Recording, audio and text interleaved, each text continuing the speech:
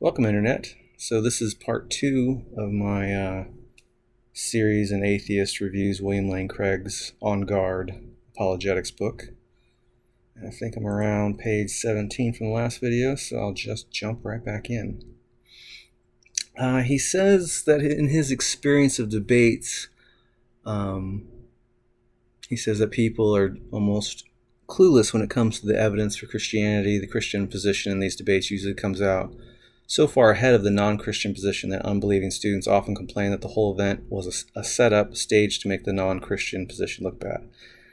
And honestly, I see that kind of thing happen a lot. Skeptics and atheists will go into debates and not prepare. And that matters. They think that they can be dismissive and rely on what they think they know. And I'm sorry, you got to do the homework. You know, who are you debating? What have they written? What are their positions? If you don't do that, you can end up making the skeptical position look really stupid. So I gather that this is like a typical thing that in William Lane Craig's experience of debates. So I would not be very surprised by that.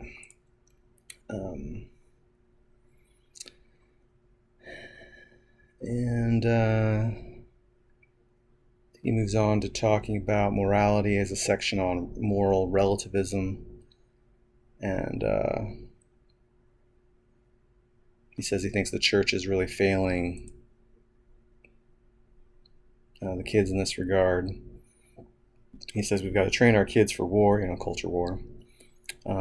He says, honestly, I find it hard to understand how Christian couples in our day and age can risk bringing children into the world without being trained in apologetics as part of the art of parenting.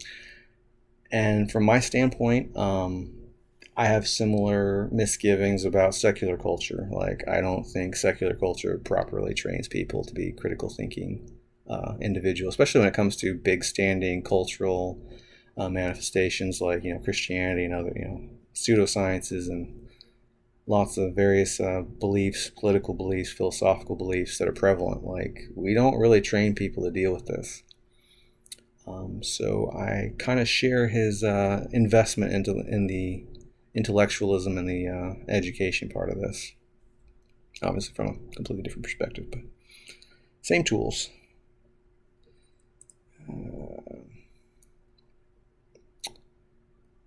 He says, some of the most effective atheist websites feature ex-believers who are trained in apologetics and still abandon the faith, but when you look closely at the arguments they give for abandoning Christianity, they are often confused or weak. And he's not wrong about that. I know who he's talking about. I'm assuming that's John Loftus and debunking Christianity. And unfortunately, Loftus is pretty good at aggregating a lot of different arguments and not being very discerning with his use of them. So he'll bring in some of the big guns and some extremely weak ones. And an editor could just trim the fat there and make just a much better case of his books, his web content, all sorts of things. It's lamentable, but he's in the position he's done, and from my perspective, he's done a lot of good work, just in terms of the culture that I appreciate. Wish you had a better editor, but yeah. So anyway, he says that skeptics, ironically, some of these folks come to embrace positions that are more extreme and require more gullibility, such as that Jesus never existed, than the conservative views they once held. This is some really ripe hypocrisy on William Lane Craig's part, and most Christians generally. They meet Jesus mythicism, typically a secular position, that Jesus didn't exist as a historical figure and that his legends got started in a different way. And they're really irate about that. They're used to skeptics being like, I just don't believe in supernatural claims. And then, it's one more kick in the coconuts beyond their threshold of even arm's length approval to deal with Jesus mythicists. And, I'm sorry, even if Jesus mythicism is like completely wrong, believing that a heavily mythologized historical figure is just a bit more mythological is not a more radical claim than believing all the mythology is 100% true. Like I said, even if mythicism is completely false and a total crank view, conservative Christianity that believes all of the ridiculous magical claims, I'm sorry, your crank position is by many orders of magnitude greater than mythicism. And it's really funny how Christians try to go here. It's like, you're being a really big hypocrite. And that's even if mythicism is totally false. And it's funny. Let's see. So then he gets into the issues of, apologetics does change people's hearts and minds in Christian apologetics, and that it can be persuasive. And then he's still trying to give credit to God. And he talks about how our faith is not based on emotions but on truth. He's like, well, William Lane Craig had his I think he was like a 16-year-old, coming to Jesus, born again, emotional experience that clearly set his intellectualism down that path. And ideally, he could be like, yeah, I had my emotional experience, but I double checked to make sure it wasn't just an emotional experience. And okay, maybe that happened. Not actually what happened, but those are debates that have to actually be had. So I'll leave that there. And he says the study of apologetics is going to make you a deeper and more interesting person. He's talking to Christians here. American culture is so appallingly superficial, fixated on celebrities, entertainment, sports, and self-indulgence. I don't totally disagree with these sentiments. I think the study of, good philosophy and critical thinking and logical fallacies and logic itself, and I think those can make you a deeper and more interesting person. And the superficiality of American culture and just its lack of character modeling, serious wholesomeness, like just really good solid levels of wholesomeness, like religious culture tends to be able to model for its people. It's kind of sparse there. So not totally wrong, not totally right, but it's okay.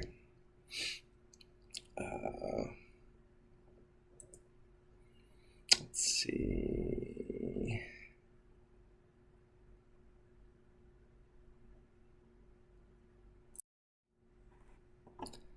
So just going through the next sections here. He says, when you realize that only a minority of people who hear the gospel respond positively to it and place their faith in Christ, we shouldn't be surprised that most people will refuse to be persuaded by our arguments and evidence. And, that's an understandable, reasonable claim.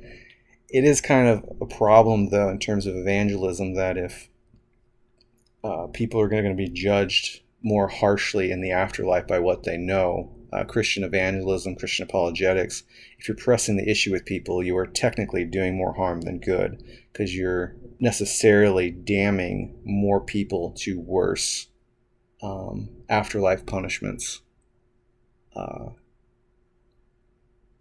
by peddling your own religion. And that's a fundamental immoral problem that you're commanded to do it, but it seems to be immoral, that you're doing more harm than good. You're saving a few and making eternity worse for the most. So something to think about.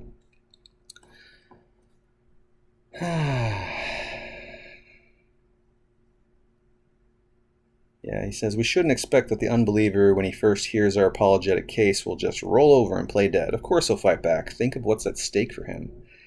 And it would be nice if William Lane Craig was honest about what's at stake for people. Like, his religion is, it's sporting, Mosaic law and, a first century Jewish cult.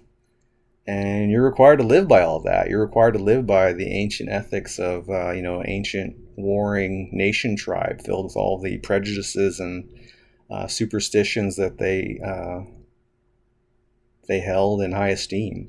It's akin, if you actually dive into all of it, if saying, live by the code of Hammurabi, like another ancient, Babylonian, legal system, and take that all for granted. Try to apply that in your modern life. Try to live by that, and hope that you're not committing, horrific, war crimes and crimes against humanity as a result.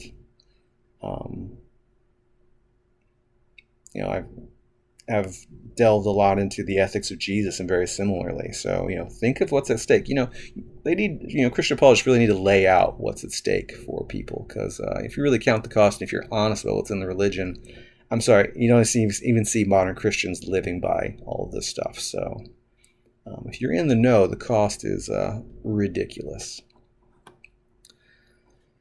And he says he's still trying to convince people that apologetics has its place. And he says, every person is precious to God, a person for whom Christ died. And that's that's a nice sentiment. Practically speaking, Jesus says few will be saved, most will be damned to eternal torture.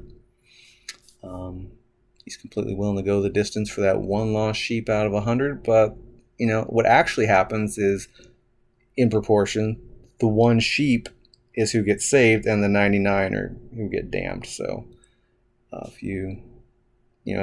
did people get? They were born cursed to the toil and death of life, to the confusion of life. They're not guaranteed good brains. They're not guaranteed the right culture. They're not guaranteed instruction in the right religion. They're not guaranteed good loving parents. Humans aren't guaranteed any of that stuff. Anything that good Christian parents would absolutely provide for their children. And what are the results? Few will be saved. Yeah, God cares about everyone is precious to God. It's like, is it though?